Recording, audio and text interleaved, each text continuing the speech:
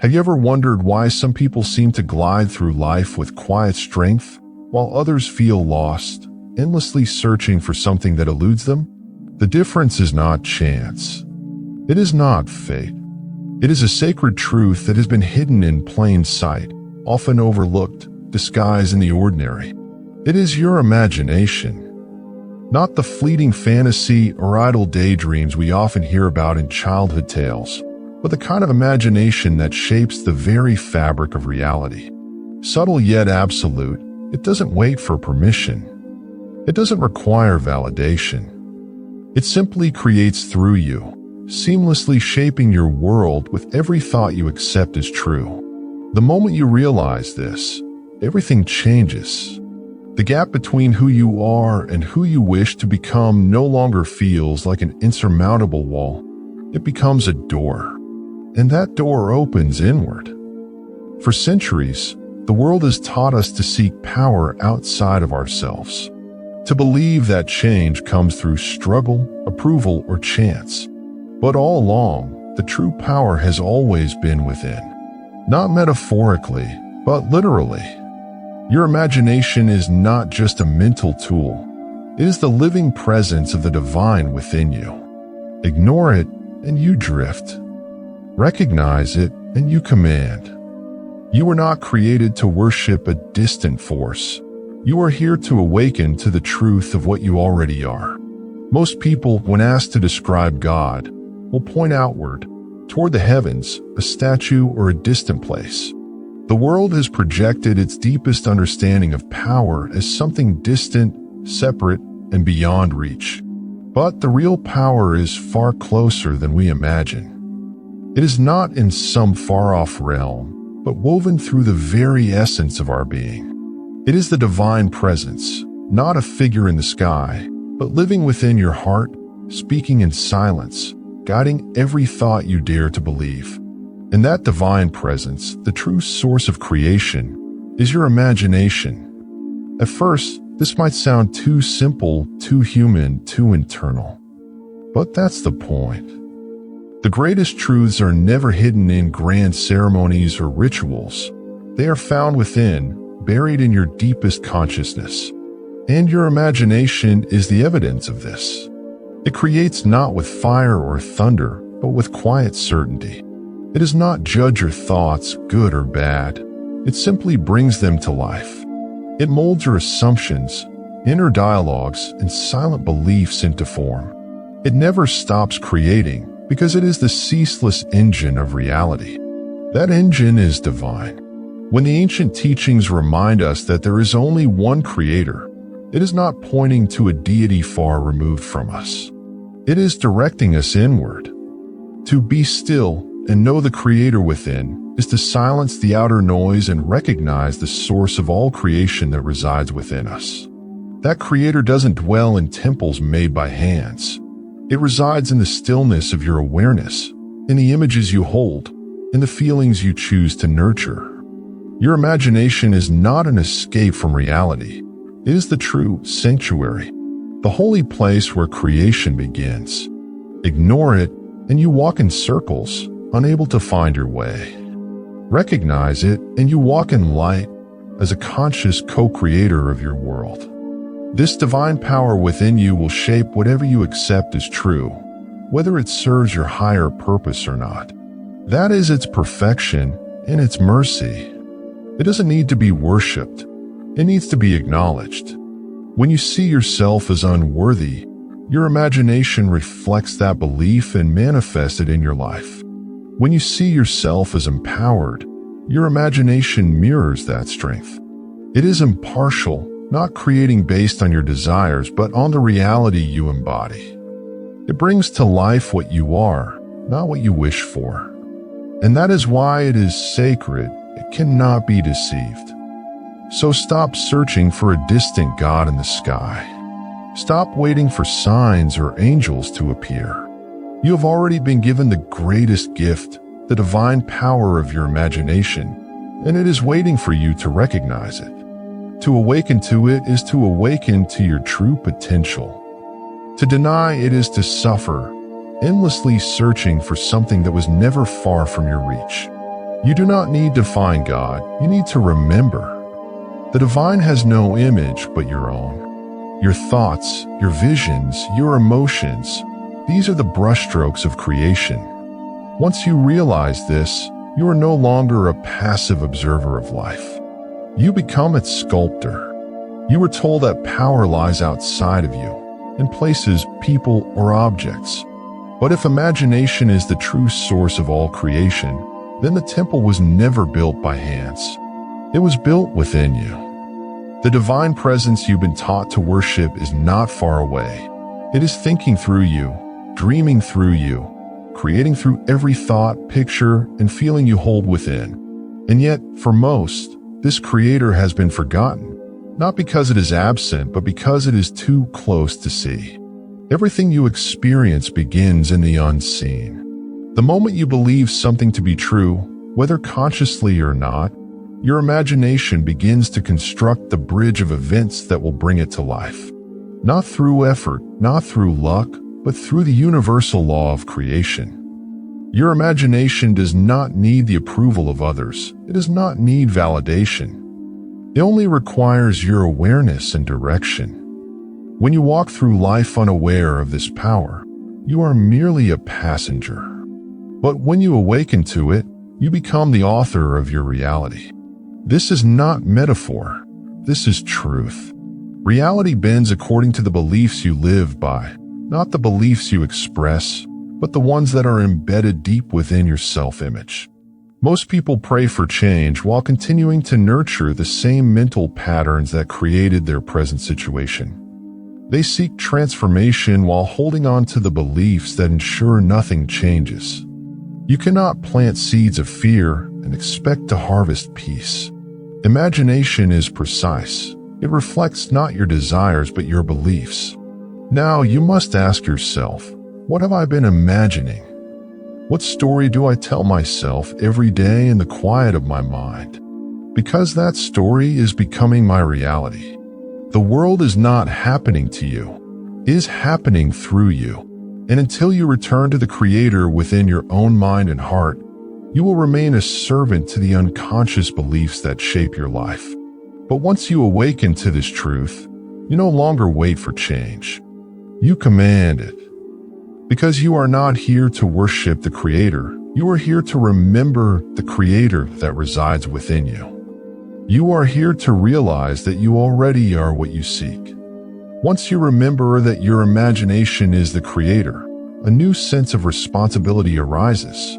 Life is no longer a random series of events, no longer controlled by external forces. You begin to see the pattern. How every belief you've held about yourself, others, and the world has quietly sculpted the events of your life. The outer world becomes a mirror, not of effort or words, but of your inner state. And this mirror doesn't lie. It reflects back whatever you dare to claim is true. Not later, not someday, but now. This is where most people falter. They want change, but they aren't ready to release the identity they've built around struggle, doubt, or limitation. They try to change circumstances without transforming themselves. But the mirror cannot show you a new image until you shift your perspective. Assumption is the movement. It is the inner acceptance of a new state as your present reality, not a distant hope, but a living truth in this moment. And the instant you persist in that assumption, your imagination, the divine presence within, begins to mold the world to reflect that truth. You may not see results immediately, but imagination is steadfast. It doesn't fail. Whether you remember planting the seed or not, what you assume is real, even for a fleeting moment, starts to attract the people, circumstances, and outcomes that resonate with its frequency. This is not wishful thinking. This is the universal law by which reality responds to you. The world bends not to what you want, but to what you are. And what you are is what you've accepted within. So the question is no longer, what do I want? The question becomes, what am I assuming right now? Because assumption is prayer. Assumption is prophecy. You do not beg the mirror to change. You assume the image, and the mirror reflects it. The world has no choice but to rearrange itself in alignment with your dominant inner state. Even your challenges become shaped by the story you hold about them. Nothing escapes the law of assumption, because nothing escapes the power of imagination. You carry this mirror with you every moment of your life. If used unconsciously, it reflects confusion. But if used intentionally, it reflects mastery. So begin now. Do not wait to observe the inner narrative you continuously repeat. Speak from the state you desire. Think from the version of you that already has what you seek. When you do this, the mirror must comply. It has no power of its own. It only returns what you give it. And if your imagination is divine, then assumption is creation. Dare to assume with clarity and watch how the world begins to see you, not as who you were, but as who you've become. If assumption is the seed of reality, then desire is the soil. Hunger is not weakness. It is a divine signal, a call from your deeper self to expand, to express more fully. But here's the truth most overlook. Your hunger is not meant to torment you. It is meant to guide you. What you long for is not a random craving. It is the evidence of the life your imagination is already capable of creating. Every true desire is a whisper from the divine within, saying, "This is possible for you." But desire without direction becomes suffering. When you fail to understand the role of imagination, you interpret hunger as lack instead of guidance. You dwell on what's missing, unknowingly creating more of it. But when you walk in the assumption that what you desire is already yours, something shifts. A quiet transformation occurs. The hunger becomes fuel instead of pain. It sharpens your vision, focuses your attention, and begins to draw life toward you through what ancient wisdom calls the bridge of incidents. This bridge may not be linear. It may not seem logical or planned, but it is always perfect. Imagination doesn't need to know how. It sets the end, and life begins assembling the middle. People, events, coincidences all begin to arrange themselves in alignment with the vision you've claimed. Yet most people abandon the process too soon. They plant a seed, then doubt it. They ask, then contradict their desires with fear. Imagination responds to consistency. It obeys faith. It brings to life whatever you persist in, not what you touch occasionally. The bridge may appear chaotic at first. Do not mistake movement for failure. The world is reorganizing itself around your inner command. Stay faithful to your vision. Walk as though it's already done. Speak from it, not toward it. Feel it now, not later. You are not waiting for life to deliver. It is already in motion. The only delay is the time it takes for you to fully believe. The longer you remain in indecision, the longer the bridge takes to form. Your imagination is not waiting for signs. It is the source of them. Stop questioning your desire. Start answering it. Hunger is holy when it leads you inward, when it invites you to assume the end and live from it. This is not about force or struggle. It's about surrendering to the truth that what you seek is already alive within you. The bridge to it is built by imagination alone. And every step you take across, it is an act of faith in the divine you carry, not above you, but within you. Once you understand that your imagination builds the bridge of life, a deeper truth emerges. With that creative power comes sacred responsibility. You are never not imagining. You are never not creating. Every idle thought, every silent assumption, every unnoticed feeling is a command sent into the invisible, one that must return in form. Whether you realize it or not, your imagination is always at work, shaping the conditions of your life with precision. And this truth is not meant to burden you. It's meant to set you free. To recognize imagination as divine is to realize that you are never a victim of circumstance. You are the source of it. Not in blame, but in authorship. The stories you repeat, the roles you accept, the identities you refuse to shed, they all gain power through repetition. In imagination, being the divine force within you, accepts your choices without argument. It does not scold or correct. It simply gives. If you imagine limitation, it becomes real. If you imagine freedom, it too becomes real. The sacredness lies in your ability to choose. Yet, most people give away this power. They would rather be ruled by doubt than stand in their creative authority. They treat imagination as a passing thought, rather than the divine force it truly is. But the moment you stop, the moment you truly see, when you grasp that every vision you hold is a seed, waiting to grow, your relationship with life transforms. You no longer speak carelessly. You no longer allow fear to take root in your heart without challenge. You become intentional, not out of fear, but out of reverence for the divine that flows through you. You are not here to control every outcome, but you are here to guide the direction of your inner world. That is your power. That is your gift. To honor imagination is to honor the divine within. To ignore it is to deny the very reason for your existence.